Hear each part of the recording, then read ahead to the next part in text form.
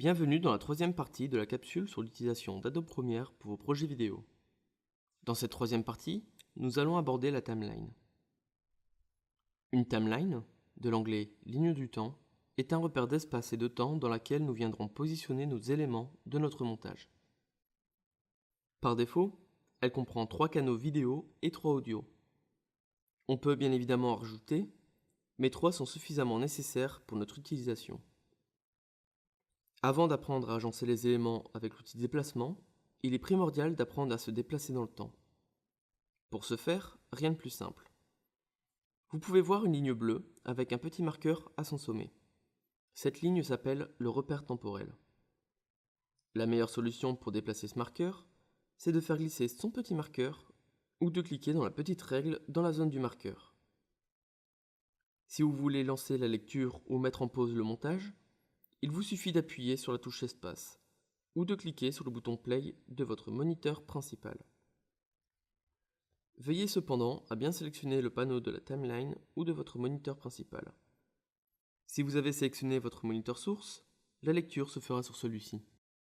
Si vous êtes sur votre panneau de projet, cela lancera la lecture de la vidéo sélectionnée. Dans cette timeline, afin de faciliter la navigation et de modifier les éléments plus simplement, vous pouvez déplacer la barre grise sous votre timeline. Depuis cette même barre, vous pouvez rapprocher ou éloigner les 2 petites boules afin de zoomer ou dézoomer dans votre timeline. Notez que vous pouvez également utiliser la touche Alt plus votre molette.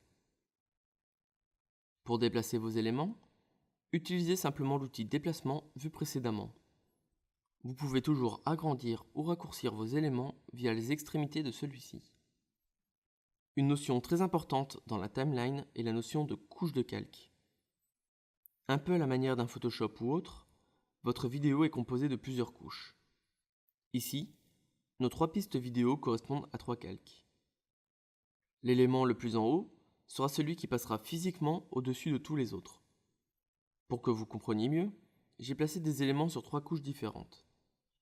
Si je déplace un élément de la couche V1 sur la couche V3, on voit qu'elle passe en avant-plan. Inversement, si je déplace un élément de la couche V3 sur la couche V1, il disparaît, puisqu'il passe en dessous de tous les éléments. Si vous voulez cacher une piste vidéo entière, il vous suffit d'appuyer sur le petit œil à gauche de la piste en question. De la même manière, vous pouvez mettre votre piste audio en silence ou en lecture seule grâce aux boutons M et S. Vous avez certainement noté qu'il y a également un petit bouton pour enregistrer sa voix. Si vous voulez enregistrer, veillez à ce que votre piste d'enregistrement soit vide et qu'aucune piste ne soit en lecture seule. Lancez l'enregistrement en cliquant sur le micro. L'enregistrement commence après le décompte de 3 secondes. Une fois terminé, recliquez sur le bouton d'enregistrement ou sur votre touche Espace pour arrêter la lecture. Maintenant que nous avons abordé l'utilisation de la timeline, nous allons voir l'utilisation du moniteur principal et du moniteur source dans la partie 4 de notre capsule sur Adobe Premiere. A tout de suite!